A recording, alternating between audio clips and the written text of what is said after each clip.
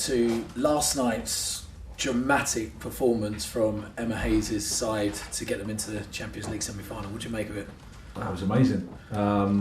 Obviously, huge congratulations to Emma and everybody involved. It just sums up the craziness of football, doesn't it? It's just why you love it. Obviously, for Chelsea, we love it. For the opponent, it's the opposite. But yeah, huge night for the girls, huge night for Emma. So I'm delighted for them. Have you ever seen a 128th minute penalty? Wow. No. But again, that's football, and it seems to be the Champions League throws up those type of moments as well. So, but delighted that it went their way, and it was a very entertaining evening. Absolutely. Now onto your team. It had quite a lot of injuries going into the international break. Can you give us an update on where we're at? Well, Thiago and Aspi are still away.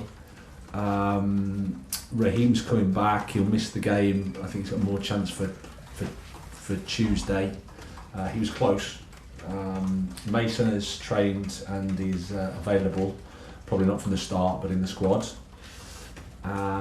Wesley is going to miss the game because his hamstring still is a little bit tight. I think there's a chance for Tuesday with him.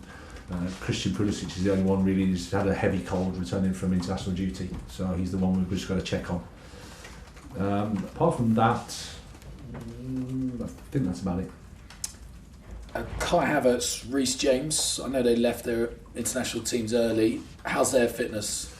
Kai was fever, but he's recovered now, so he's trained the last couple of days, and Reece as well. Reece has had the last 2 training sessions with us, so provided there's no reaction, he should be available for tomorrow as well. Was the international break a good or a bad time for you? We've obviously given you more time with the players who were injured beforehand to come back. Well, I wouldn't say it's either good or bad. They are what they are. There's nothing you can do about it. You just got to take them for what they are and use them as positively as we can. We've had a bit of time. N'Golo, for example, has had some time on the pitch and a bit more game time, so that's been good for him. We had a handful of players, not even, at Cobham in the first week, so they were more working individually, and then the rest of us are sort of reflecting and analysing how can we improve, and looking forward to this game at the weekend. Game of the weekend's first of 6 in the next 18 days. Looking forward to it? Of course, yeah. Really exciting. It's going to be an exciting month, but I think the focus for us is to stay present, to think about the next game. It's a very tough game against Aston Villa, but we're at home. We want to respond to the disappointment that we had against Everton, and in terms of dropping points. So we're looking forward to that. So Aston Villa up next. Unai Emery yesterday described you as amazing. I just wanted to get... I paid him a lot of money in the transfer window. How would you describe Unai Emery and the job he's doing at Aston Villa? He's done a fantastic job, and he's had a fantastic career. Someone I've always looked up to.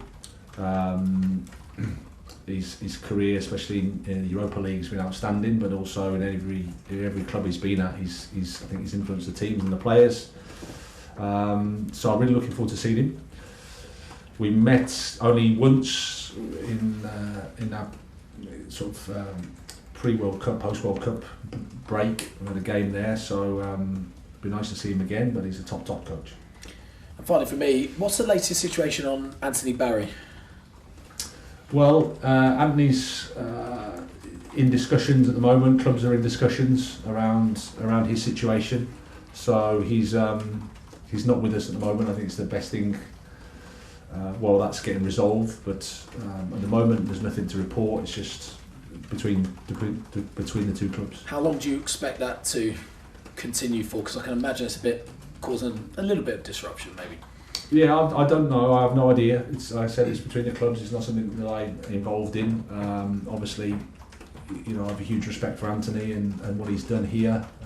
Fantastic coach, fantastic person. But these things happen in life, in football. We've got a really, really good staff here that can fill in and fill the gap, if you like. Whilst I always say there's not a direct replacement for anybody, but the collective can solve the problem. Thanks, Rob. Thank you.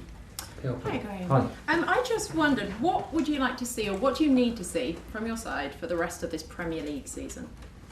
Well, it sounds simple, but improvement, always. We always want to improve. I think we've made some steps, and we need to carry on with that. It's simple as that. Attack better, defend better, create more chances, concede less chances. It sounds simple, but that's ultimately what we need to do. The guys that have come back from international duty, do you feel that they are okay to play? They're fatigued? How are they feeling, those guys? No, they're feeling good. I mean, they're professional, they're experienced, they know they can deal with the demands of international football and Premier League football. We've recovered well, they've recovered well. It's a testament to their professionalism and also the staff here in terms of how they help them do that. But no, everybody's keen, everybody's looking forward to seeing each other, and there's nice spirit in the team and nice spirit in the group. So no, we're all looking forward to the weekend and what's ahead. John South at 5 Live. Hi, Graham. Hi. Just on the final 11 games of the season, is 6th place a kind of a minimum? Because I'm presuming the Europa Conference League isn't really on the club's radar, is it, for next season? Well, for us, we have to think that our goal is to focus on the next match and to try and win the game, and to win the game. You know, we're Chelsea, we want to win. Regardless of the league positioning 11 games time, we have to focus on the next game and try and win. We want to try and beat Aston Villa, and then we go to play Liverpool, we try and win that, and then we play Wolves and we try and win that, and the consequences of that are what they are. We just need to play to win. You mentioned Mason Mount's back in the squad. I think he said that this season's been tough for him. What's his state of mind like? 'Cause I suppose you can understand if his mind was possibly elsewhere at the moment. Well, I think it's been tough for him because he's had some niggling injuries and noise and speculation off the pitch. But he's a professional, he's a top professional, and he's a fantastic lad. So how he's acted with me, how he's acted with the team, how he's acted around us has been absolutely top.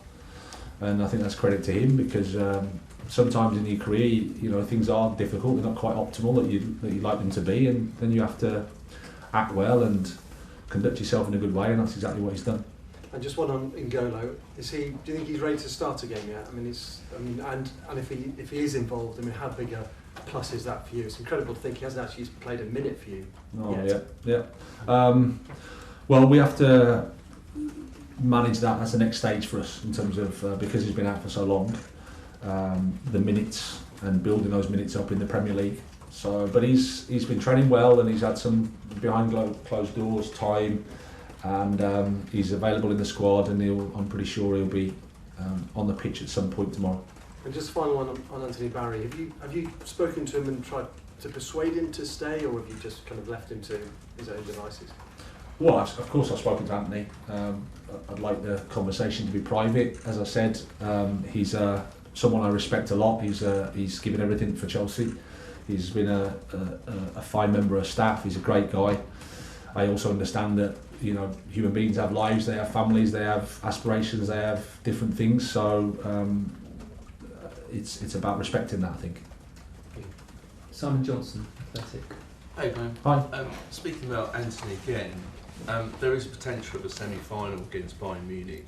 These are some maybes, but would the club prefer it if he does go, that it's after that game for obvious reasons?